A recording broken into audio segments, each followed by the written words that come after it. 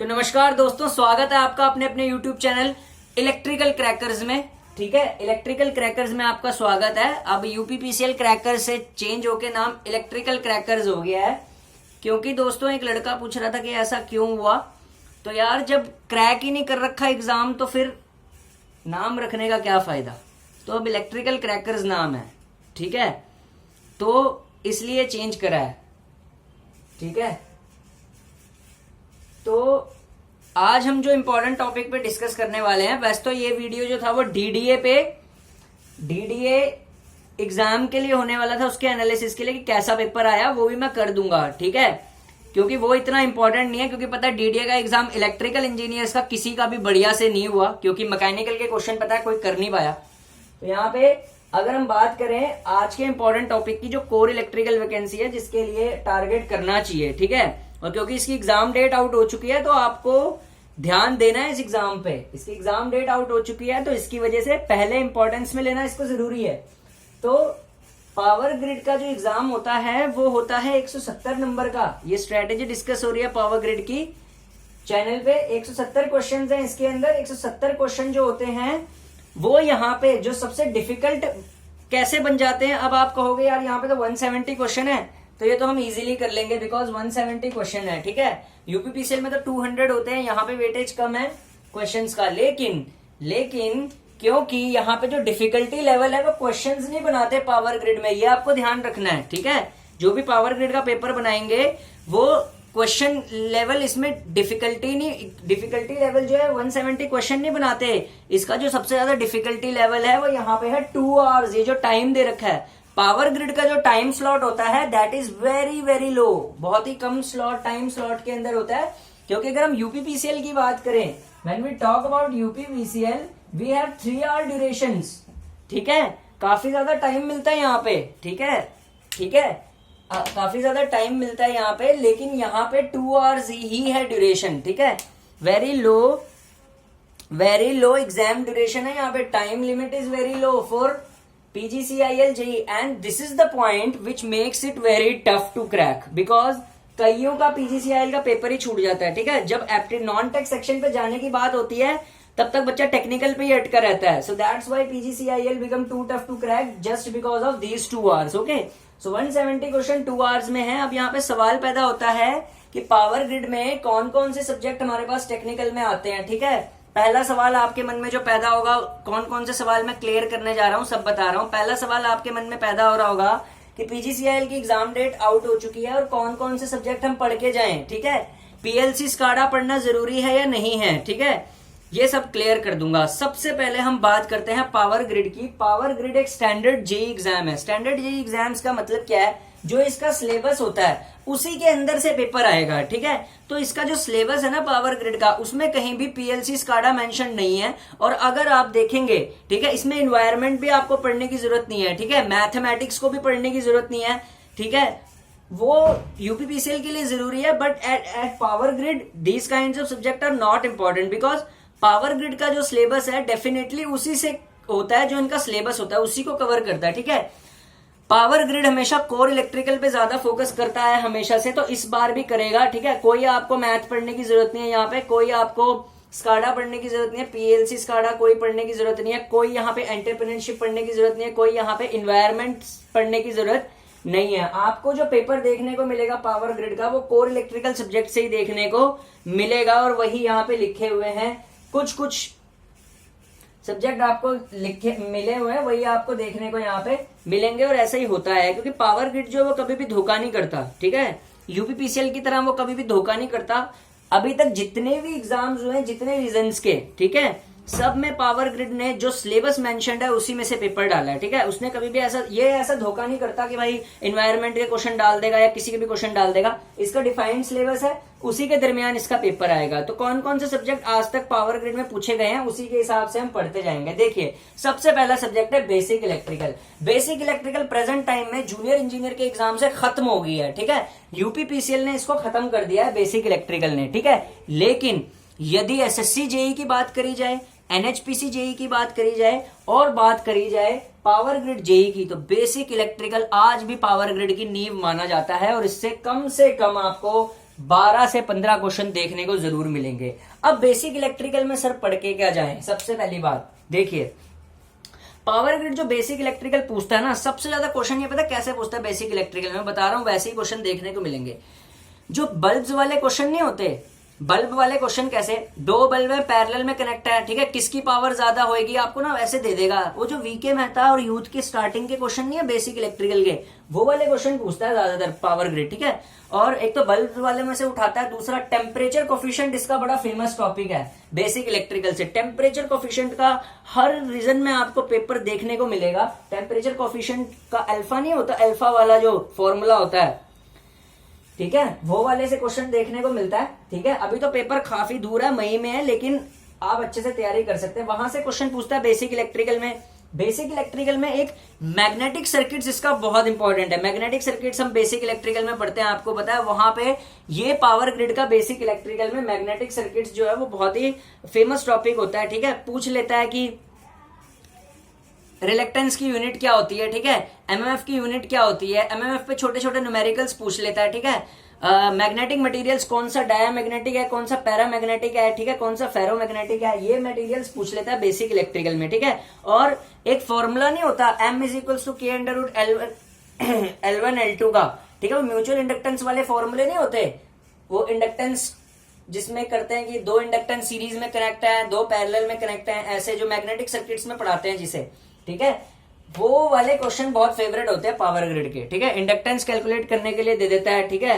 ऐसे ऐसे क्वेश्चंस बहुत ज्यादा इंपॉर्टेंट होते हैं। मतलब मैग्नेटिक मटेरियल जिसका बेसिक इलेक्ट्रिकल में फेवरेट रहता है, टेम्परेचर कोफिशिएंट इसका फेवरेट रहता है, ठीक है। मटेरियल दे देगा 4, मटेरियल दे देगा बेसिक इलेक्ट्रिकल में 4, और पूछेगा किसका नेगेटिव टेम्परेचर कोफिशिएंट और किसका पॉजिटिव टेम्परेचर कोफिशिएंट है, ठीक है।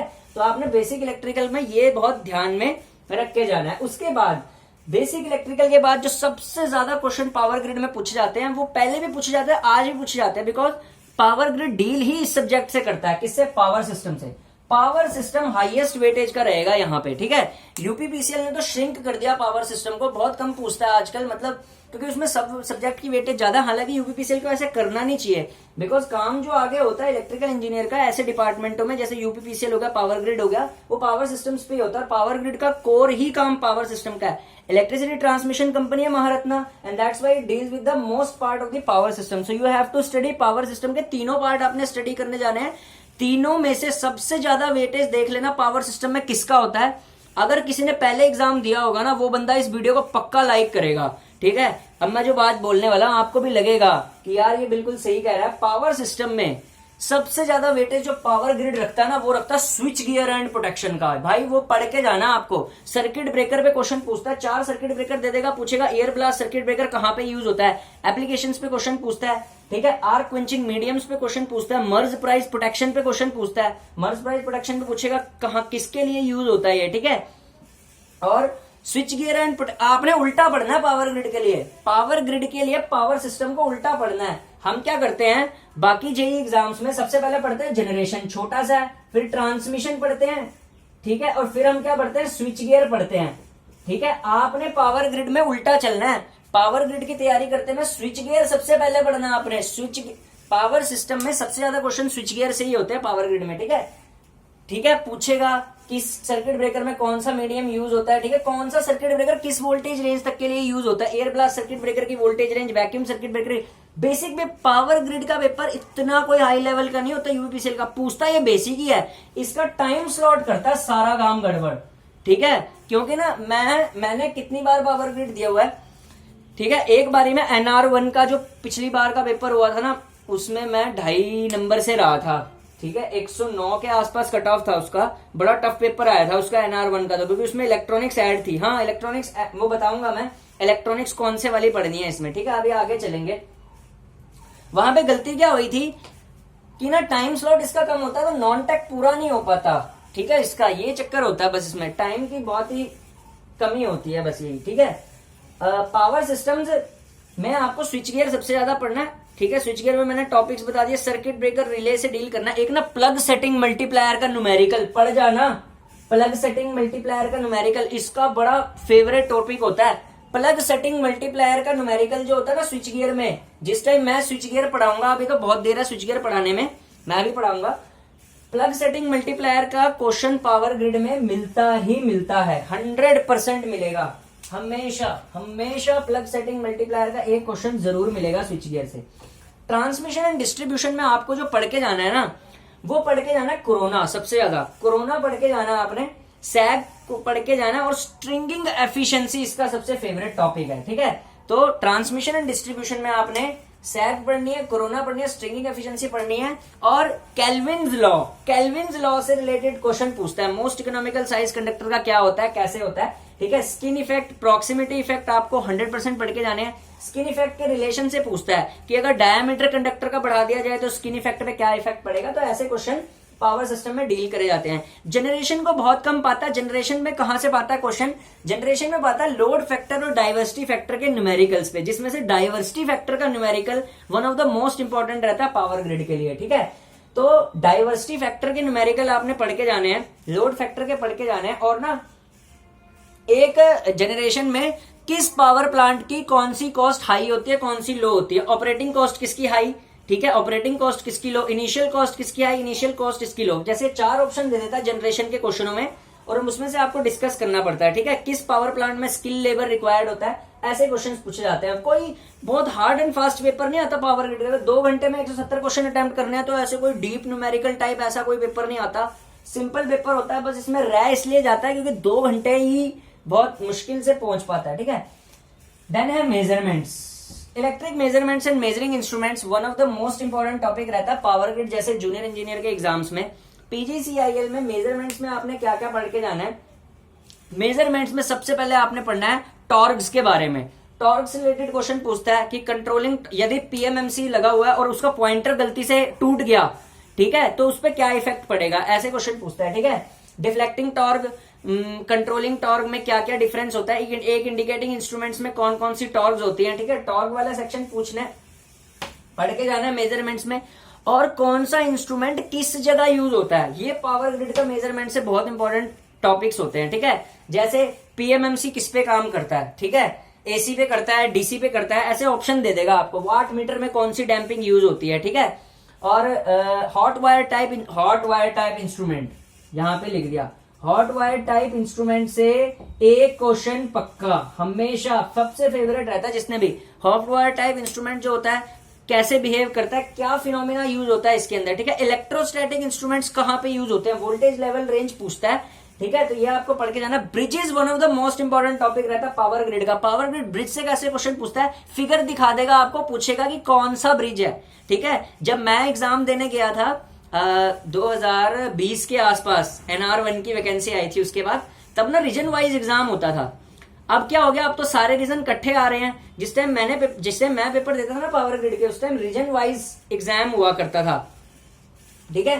रीजन वाइज क्या, एक रीजन का अलग, एक रीजन का रीजन, तो बच्चों को भटकना पड़ता था। अब एक टाइम पे एक ही एग्जाम हो रहा है, ये बहुत अच्छा है, सारे रीजन का कंबाइंड करके, ठीक है। तो जिस टाइम मैंने NR1 का पेपर दिया था ना, तो ब्रिजेस से रिलेटेड क्वेश्चन अच्छे खासे आ रखे थे। डी सोटी ब्रिज वाला आया था मेरे पास, तो डी सोटी ब्रिज बना के दे रखा था, पूछा गया था कि ये कौन सा ब्रिज है, ऐसे करके पूछता है। तो ब्रिज की फिगर्स याद रख लेना भाई मेजरमेंट्स के अंदर, ठीक है। मेजरमेंट्स के अंदर ब्रिज की फिगर्स आपने याद रखनी है। नेक्स्ट जो फिर हमारे पास आता है मेजरमेंट्स के बाद हमारे पास आप CRO, कैथोड रेड ऑलिसोस्कोप से रिलेटेड ना ये 2 क्वेश्चन पूछता है पक्के, ठीक है। एक तो इसकी कंस्ट्रक्शन पे पूछेगा, ठीक है, CRO की, ठीक है। और एक ना लेसासूज पैटर्न्स नाम की चीज होती है, वहां से एक क्वेश्चन पक्का उठाएगा। लेसासूज पैटर्न्स पढ़ जाना। मेरा गलत हुआ था 2019 में 2020 में लेसासूज पैटर्न्स का क्वेश्चन, क्योंकि मैं उसे देख के नहीं गया था, पर मैंने काफी सारे रीजन्स के एग्जाम एनालिसिस किया है पावर ग्रिड का। तो लेसासूज पैटर्न्स जो होता है CRO के अंदर, that is the very important topic, ठीक है। तो लेसासूज पैटर्न्स आपको पढ़ना पड़ेगा। उसके बाद जो मेन सब्जेक्ट होता है पावर ग्रिड में, वो होता है utilization of electrical energy. Utilization of electrical energy को UEE के नाम से जाना जाता है, और ये one of the most important topic है PGCIL के एग्जाम्स में। सबसे ज्यादा वेटेज जो होती है इल्यूमिनेशन और हीटिंग की होती है। इल्यूमिनेशन से क्वेश्चन कैसे पूछे जाते हैं, यूनिट पूछता है सबसे ज्यादा, ठीक है। आपको पूछेगा लुमिनस इंटेंसिटी की क्या यूनिट होती है, ठीक है। फ्लक्स, लुमिनस फ्लक्स से रिलेटेड क्वेश्चन पूछता है, किचन के अंदर लुमिनस फ्लक्स कितना चाहिए होता है, ठीक है, हॉस्पिटल वार्ड्स के अंदर लुमिनस फ्लक्स कितना चाहिए होता है, यूथ में टेबल बनाया हुआ है, रट्टा लगा के चला जाना, ठीक है, लुमिनस फ्लक्स की यूनिटों का रट्टा पूछता है ये, ठीक है। और पूछता है कि जैसे होता है ना स्पेस हाइट रेशियो कितनी होती है किसी चीज के लिए, ठीक है, स्पेस हाइट रेशियो की वैल्यू कितनी होती है, ठीक है। और पूछता है कि स्पेस हाइट रेशियो कितनी होती है, और यूटिलाइजेशन फैक्टर हो गया, डेप्रिसिएशन फैक्टर हो गया, उसकी वैल्यूज पूछता है कितना कितना होना चाहिए, ठीक है। और पूछता है कि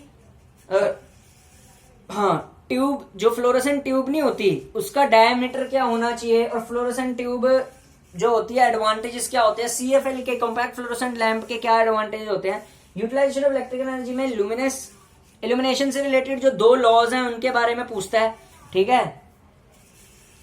उनके बारे में पूछता है। और हीटिंग के बारे में बहुत पूछता है, हीटिंग से क्वेश्चन पूछेगा, डाइलेक्ट्रिक हीटिंग का क्या यूज है, ठीक है, यूजेस पे, ठीक है, डाइलेक्ट्रिक हीटिंग का क्या यूज होता है, इंफ्रारेड हीटिंग कहां पे यूज होती है, ठीक है, और एडी करंट हीटिंग का के फॉर्मूलों से रिलेटेड क्वेश्चन पूछता है, ठीक है।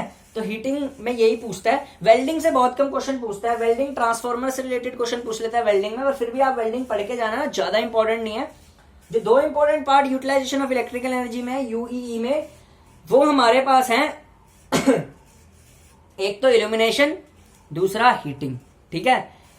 इलेक्ट्रिक ड्राइव्स एंड ट्रैक्शन भी यूटिलाइजेशन ऑफ इलेक्ट्रिकल एनर्जी का पार्ट है, लेकिन यहां पे इतना डेप्थ में पढ़ने की जरूरत नहीं है। इलेक्ट्रिक ड्राइव्स एंड ट्रैक्शन का जो बेसिक पार्ट है वो आप पढ़ के चला जाइए, कि बेसिक पार्ट में ट्रैक्शन के क्या हो जाती है, कि जो न्यूमेरिकल वैल्यूज होती हैं, कैंडू सिस्टम में कितनी वोल्टेज यूज होती है, ठीक है, और डीसी ट्रैक्शन सिस्टम क्या होता है, एसी ट्रैक्शन सिस्टम क्या होता है, इसकी जो बेसिक डेफिनेशंस हैं, ठीक है, और ब्रेकिंग से रिलेटेड जो कॉन्सेप्ट्स हैं, इलेक्ट्रिकल ब्रेकिंग हो गया, मैकेनिकल ब्रेकिंग, उससे रिलेटेड जो कॉन्सेप्ट्स हैं यूटिलाइजेशन ऑफ इलेक्ट्रिक एनर्जी में ट्रैक्शन पार्ट पे, वो आप पढ़ के चले जाइए। नेक्स्ट जो टॉपिक सबसे इंपॉर्टेंट है वो है एस्टिमेशन एंड कॉस्टिंग। बेसिक सा टॉपिक माना जाता है। एस्टिमेशन एंड कॉस्टिंग से जो क्वेश्चन पूछे जाते हैं पावर ग्रिड में, वो पूछे जाते हैं वायरिंग पे। वायरिंग पे बहुत ज्यादा क्वेश्चन पूछे जाते हैं, क्लट वायरिंग पे क्वेश्चन पूछे जाते हैं, ठीक है। और हमारे पास पूछा जाता है पावर सर्किट के लिए कितने पॉइंट्स, लोड पॉइंट्स होने चाहिए, ठीक है, और डोमेस्टिक सर्किट में और पावर सर्किट में क्या डिफरेंस होता है, ठीक है। और एक और टॉपिक आता है यार इसमें, हाँ, इंसुलेशन रेजिस्टेंस से रिलेटेड, इंसुलेशन रेजिस्टेंस से रिलेटेड न्यूमेरिकल्स पूछ लेता है एस्टिमेशन एंड कॉस्टिंग में, और लाइटनिंग इफेक्ट्स के बारे में पूछता है, ठीक है, इल्यूमिनरीज के क्या क्या तरीके होते हैं लगाने के, उनके बारे में पूछा जाता है एस्टिमेशन कॉस्टिंग में। बेसिक क्वेश्चन पूछे जाते हैं एस्टिमेशन कॉस्टिंग में, ठीक है, कि जैसे कंसील कंडक्ट वायरिंग जो होती है कहां पे यूज होते हैं, हाईली स्किल्ड लेबर किस वायरिंग में रिक्वायर्ड होता है, तो एस्टिमेशन कॉस्टिंग में ऐसे क्वेश्चन पूछे जाते हैं। नेक्स्ट जो क्वेश्चन है हमारे, इसको बाद में डील करूंगा, पहले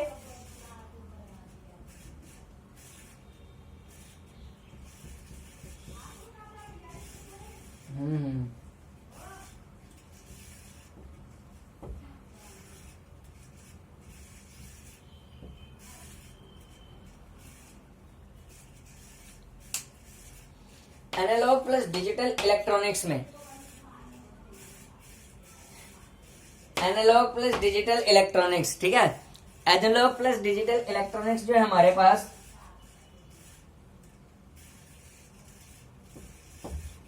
एनालॉग प्लस डिजिटल इलेक्ट्रॉनिक्स यहां पे पढ़ के जानी जरूरी है, ठीक है, मोस्ट इंपॉर्टेंट टॉपिक है। पिछली बार NR1 में एनालॉग और डिजिटल इलेक्ट्रॉनिक्स से बहुत ज्यादा क्वेश्चन पूछे गए थे। एनालॉग इलेक्ट्रॉनिक्स में आपको क्या पार्ट पढ़ के जाना है ये सिर्फ मैं ही बता सकता हूं अच्छे से, ठीक है, काफी ज्यादा एक्सपीरियंस है मुझे, तो बच्चे वेट कर रहे थे इस वीडियो का PGCIL का। एनालॉग इलेक्ट्रॉनिक्स में जो सबसे मेन पूछा जाता है वो पीएन जंक्शन डायोड की कैरेक्टरिस्टिक्स पे क्वेश्चन बहुत पूछता है। सिलिकॉन डायोड की कितनी वोल्टेज चाहिए, जर्मेनियम की कितनी वोल्टेज चाहिए, सिलिकॉन को 0.7 चाहिए, ठीक है, तो इस तरीके के क्वेश्चन पूछता है। और जीनर डायोड और में जो जीनर ब्रेकडाउनर, एवलांच ब्रेकडाउनर कितनी वोल्टेज पे यूज होता है, ठीक है। ट्रांजिस्टर से रिलेटेड जो 3 कॉन्फ़िगरेशन होती है ना, common emitter, common base, common collector, वहां से क्वेश्चन बहुत ज्यादा उठाए जाते हैं।